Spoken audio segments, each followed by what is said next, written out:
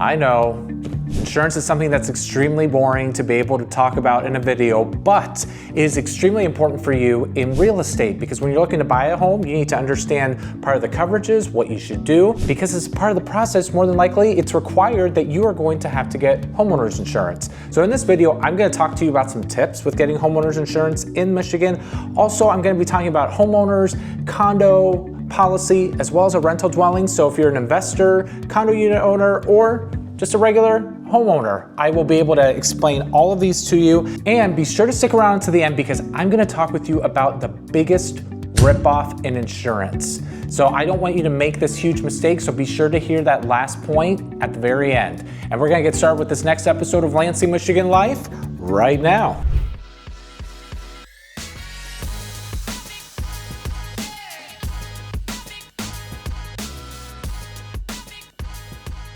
Good day, everybody. Troy Seifert here with the Capital Area Real Estate Specialist in the Greater Lansing, Michigan area. I'm a top producing realtor in the Greater Lansing, Michigan area, and I get phone calls from people all over the country, even all over the world, people who are just like you watching this channel, and they're looking to potentially relocate here to the Greater Lansing, Michigan area. So whether you're looking to move here in 9 days, 90 days, 9 months from now, feel free to contact me at any time. All my contact information is in the description below. So feel free to call me, text me, email me, or schedule a Zoom call with me because I'd love to be able to talk with you just about your real estate goals and what you're looking for. And if you haven't already, I would encourage you to subscribe to my channel because we have new episodes of Lansing Michigan Life going live once or twice a week. Plus, you can have access to all the videos that I have here. I have an extensive library of anything in the Greater Lansing, Michigan area. So you're not gonna wanna miss any of those videos. Feel free to browse that library anytime. And if you like the content on this video, please like this and give me a thumbs up on it. All right, so let's get started with insurance. So I wanna give you a couple of disclaimers before I talk about insurance. Number one, and I've said this in my videos before, okay? I used to do insurance for a living. So I do have some credibility when it comes to this. However, disclaimer number two, I am not currently licensed in auto, home, life, health insurance whatsoever. So I don't have my license. Don't take this as professional advice, okay? There could be some things that maybe could have changed since I was in insurance. But a lot of the things in homeowners have primarily stayed the same, and I do have some friends that are still in the insurance business, so I was able to verify a lot of these things as well.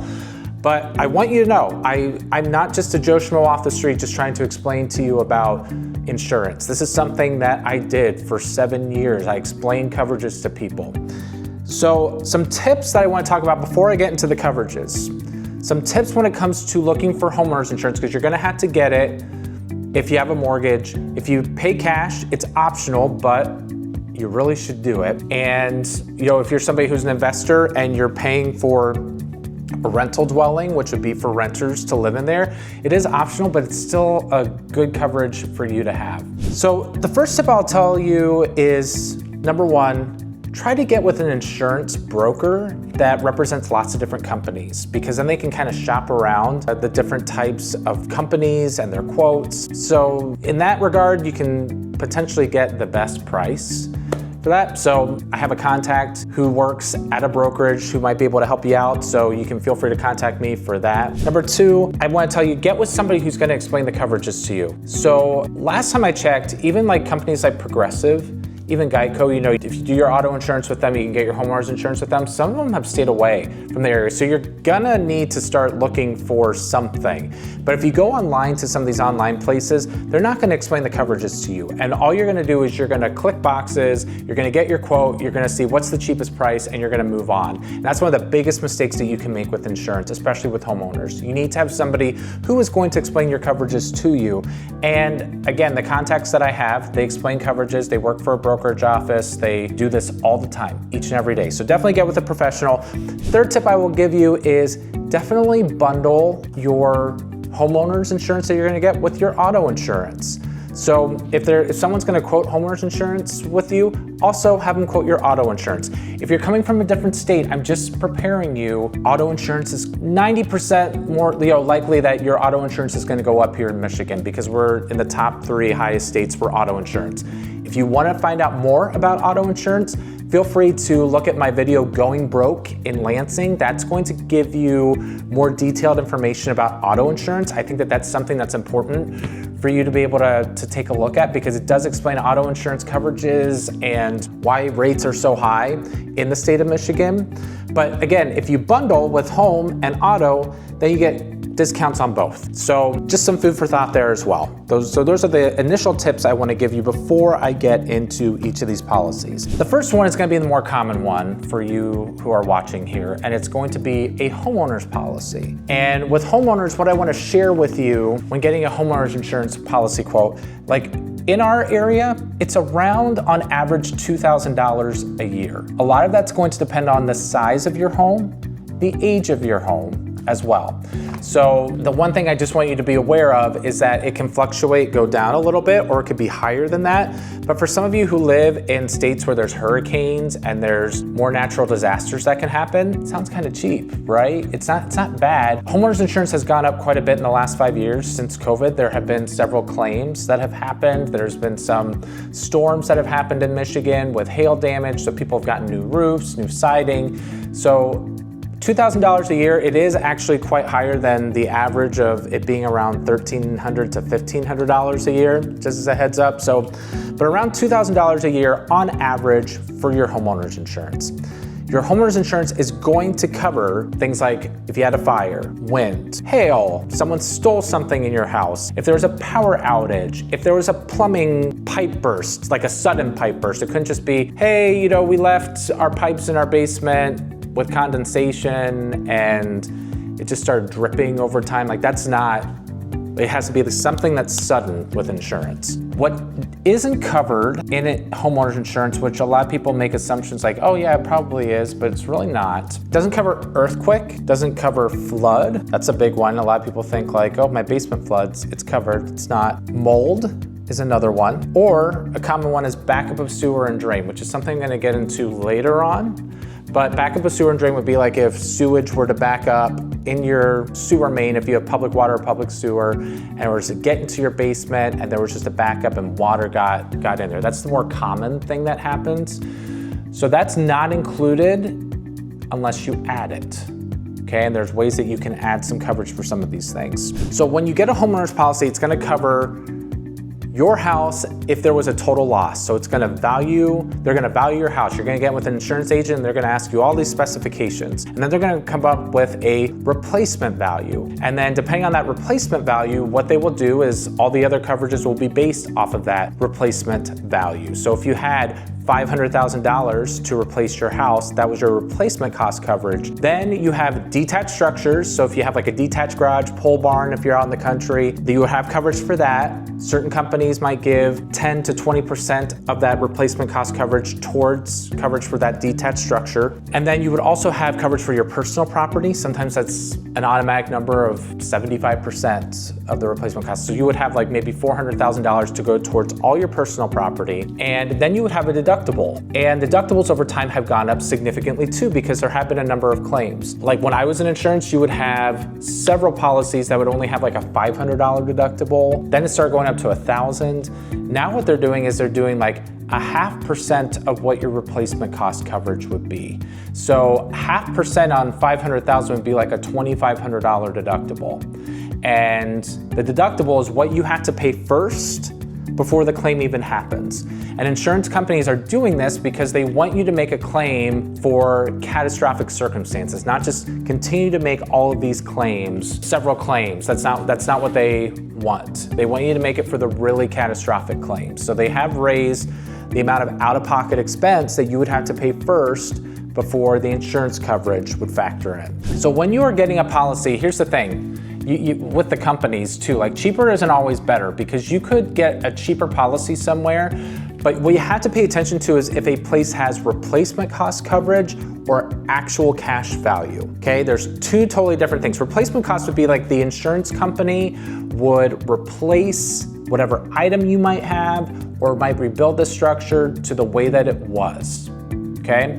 Actual cash value is they take the depreciated value of whatever that is. So like if you have personal property and something was 10 years old, they're not just gonna replace it with a like, kind, and quality item, okay? They are going to depreciate, give a value to it, and probably give you a check for that depreciated value for the stuff that you have. It's not as good of a coverage. So that's something that you have to be sure that you know about, and also an insurance professional, if you met with them and they explain the coverages, they would be able to tell you that as well. And that's why it's important, because again, cheaper isn't always better. So the other thing that homeowners insurance also covers is your personal liability. And how are you gonna know what your liability is if somebody gets injured on your property and they go after you and sue you?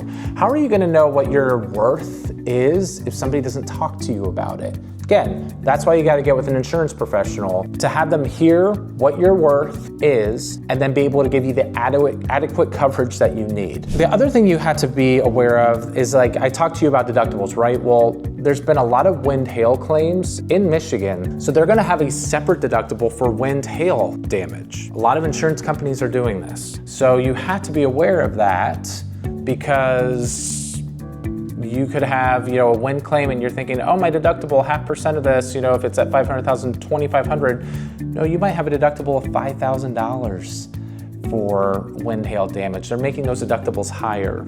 So again, just something for you to be aware of, because these are things that are happening as time goes on, because insurance companies have had a number of claims. The other thing you have to be aware of, and this is where an insurance professional comes in too, is you have to add the necessary, what we call an endorsement or an add-on to the policy. So what people aren't aware of is that, like, you have your personal property covered, and the personal property though has some limits on certain things, like jewelry. If you have a really expensive ring, necklace, a collector's item, they have certain limits on them. And so you have to find out through the policy what those limits are. And if you have something that is more expensive than that, then you need to get a separate rider endorsement add-on for that item. And you need to let your insurance person know, so that if something were to happen to it, if it got stolen, because that would be a covered loss, if like your personal property got stolen, you would have coverage on it. The other endorsement that is very, very popular that you need to be sure that you need to add on is the backup of sewer and drain endorsement. Now, a couple things with this. Backup of sewer and drain is not flood insurance. It is if your sump pump were to stop working, or your main drain were to be backed up with sewage and it got into your basement. That happens a lot in basements. But what I find that happens is that people give themselves too little coverage on it, because especially if you have a finished basement, you need to have a lot of coverage on it. What it covers is the replacement of the contents, and it covers like anything that were to be damaged, okay? What it doesn't cover is that they're not gonna give you a brand new sump pump or a brand new sewer pipe. They're not gonna replace that, but they will make it whole, okay? So if you have a furnace downstairs and it got damaged due to all the water, I mean, a furnace right now is like $7,000 to $8,000 alone, and you have lots of other things. So be sure you have adequate coverage to cover your basement if something were to happen that was catastrophic in those regards. That was a lot for homeowners. Again, that's the bare bones. There's a lot more detail to it, but I want you to be aware of that. And the other thing that I find, like a couple things I found with homeowners is with insurance, especially with insurance companies the last few years. Number one, if you're looking at a property and it's a fixer-upper, like let's say the roof looks bad. Insurance companies now more than ever are taking people out to take pictures of the property before they insure it. And if there are things that are wrong to the outside of that property, your homeowner's insurance company will deny it. So be sure when you're looking at a house that this is something that would pass for your homeowner's insurance, because again, if you're getting a mortgage, you have to have homeowner's insurance. If you can't find homeowner's insurance and nobody will insure your house, deal's gonna die. So definitely be aware of that. The other thing that people don't realize, and I've heard agents say this, and I don't think that they're really informed well enough because they're not insurance professionals, but they say to people, hey, let's get like the insurance claims on the property to find out what happens, because then if we see the insurance claims, that's gonna affect the rate. And if there were past insurance claims by somebody else, that is not supposed to affect your rate. That is not going to. What's helpful for you to know is if somebody maybe lied about something in disclosures and they said, hey, they had a sudden pipe burst, And so you do a search on the home and you find out there was like a $20,000 claim in the basement. They're saying it's a pipe burst, and then you get with the people and you're like, hey, what happened here? Okay, they didn't disclose it, that's a big deal. So finding out about the claims prior doesn't necessarily have anything to do with the rate, but it's helpful for you to know if there were any claims, to know maybe there was fire damage, and stuff like that could affect homes for years, and you might want to know about that. So again, some food for thought with a homeowner's policy. The second policy I want to get into is a condo unit owner's policy for all you condo unit owners, okay? So the thing that's great about a condo unit owner's policy, it's almost like a third or a quarter of the cost of a homeowner's policy. It's like $300 to $500 a year. Now, the thing that's different with a condo unit owner's policy as opposed to a homeowner's, condo unit owner's policy has two major coverages.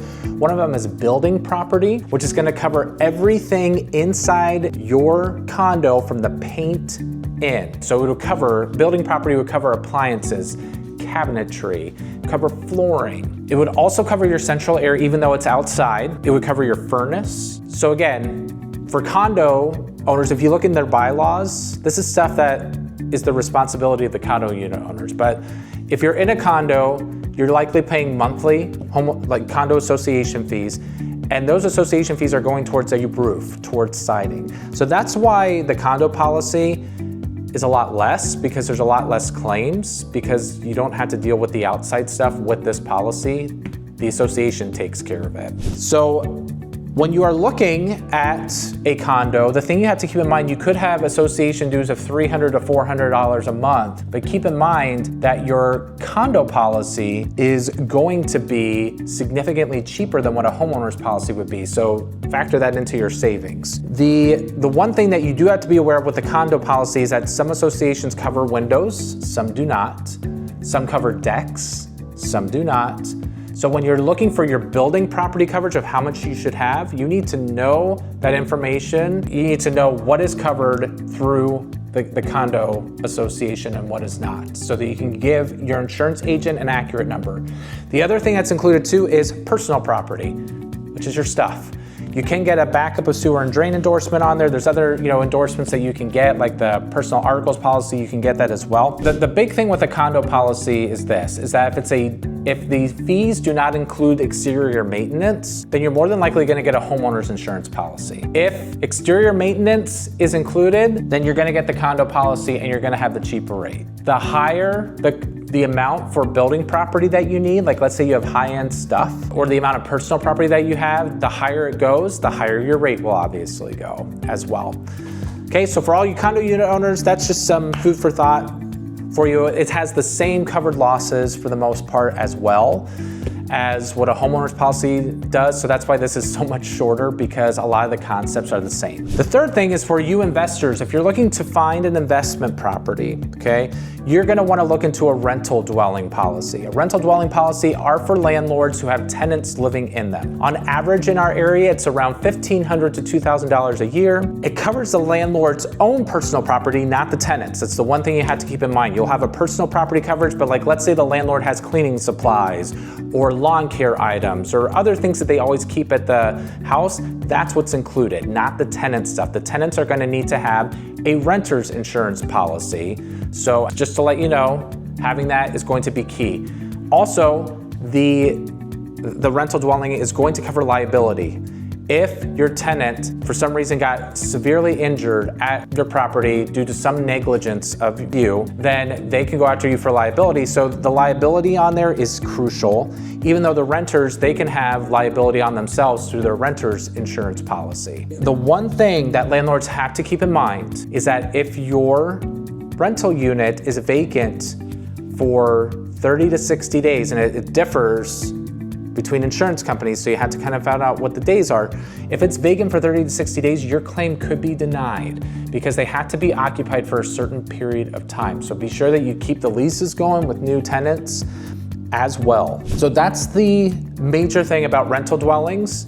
And even if you bought this in cash, it's just gonna be important for you to be able to have a rental dwelling policy, because Also, if like, let's say your house burned down, insurance can cover for that lost income that you would have had with those tenants there. So there's some really good coverages with the rental dwelling policy as well. All right, so in the beginning of the video, I told you the biggest ripoff in insurance, and this would be for any of these that you could get flood insurance, okay? Oh, I basically just gave it away. So the biggest ripoff is flood insurance. You're probably going, why have you not mentioned flood insurance? I know people that have it. Biggest ripoff. Only time you need to get flood insurance is if it is required by your lender to have it because you are in a flood zone. In Lansing, there are some flood zones, homes by the river, by Potter Park Zoo, there is a flood zone over there. But again, it's a ripoff because people assume that with flood insurance, if they have it, that it's going to cover their basement if it floods. Guess what? Flood insurance does not cover your basement if it floods. It only covers anything from the ground up. So from the first floor up, that's it. So ranch homes, yeah, that would be great because you only have the one story, but I don't know of any homes that like, especially in Michigan, where, you know, it gets up to that second story. So a big misconception, that I hear from people all the time is, oh, I have flood insurance on my home. Oh, you do? And then I look on their policy, it's like, no, you have backup of sewer and drain, which covers you for a sump pump or covers you for backup of your sewer line, but it's not gonna cover for rainwater. It's not gonna cover for that. That's not included. And so then people are like, oh, well then I better get a flood policy because I want it to be included. And what people don't realize is that if it gets in your basement, no coverage. And here's the thing, you have extremely high deductibles. So it's going to be, like you're never gonna use it because I see like $5,000, $10,000 deductibles with flood insurance. And FEMA, they're the ones that have flood insurance. So you have to go separately out, like your broker, insurance broker that you have can do this for you, but you have to go outside your insurance broker. They contact FEMA, they get a quote. And in my opinion, and I've heard it through many insurance agents as well, it is a scheme for FEMA to be able to collect from the other catastrophes that are happening in Florida or like in other areas where there will be hurricanes. I'm just telling you, Michigan, and I've talked about this in another video before, we do not have a lot of climate risk in our area. And if we do, like if it's a tornado, that's covered through your homeowner's insurance. Hail, that's covered through your homeowner's insurance. Flood is not. So I feel, again, they're never gonna admit this, but I feel like the reason why there's flood insurance here is so they can help pay for the other claims that are happening across the nation, which I'm not trying to be insensitive, okay? Like there could be some of you that have lost homes in hurricanes, okay? I get it, okay? Like you probably really appreciate having that coverage. But I also don't feel like all of us up here in Michigan have to pay for it for something that would never happen as well, or have to pay this high premium because the premiums are extremely high in our area. And there's really only 2 neighborhoods where there could be flood claims. So the thing that you can also do with flood insurance is you can go and apply for a LOMA, which is a letter of map assessment or amendment, okay? So what that does is the LOMA surveyor will go to the property, they will look at the elevation and they will see if it can still be in a floodplain. If it's not, then you're not in a flood zone and your flood insurance is waived. So that's an option that you have. Sometimes I've seen people get the LOMA, sometimes people have still been in a flood zone. So something that you can try. All right, and that is really the end of this video all about insurance. You made it. Thank you so much for listening to this video. And again, check out my library of all the videos, the auto insurance video, even just looking at different homes in different neighborhoods so you can have an idea what your money can get for you. So many videos here. We're the fastest growing YouTube channel in the entire area. So if you are wanting to potentially get notified when a new episode goes live, ring the bell for notifications or subscribe to my channel. And also please like my video. Give me a thumbs up if you like the content. Also, if you are looking to move here and you need help with some of this stuff or you have questions on this insurance stuff because it is really confusing, feel free to contact me at the information below and call me, text me, email me, or schedule a Zoom anytime. I would love to be able to talk with you. All right, so thanks again for watching, and until next time, make it a great day, folks. Take care.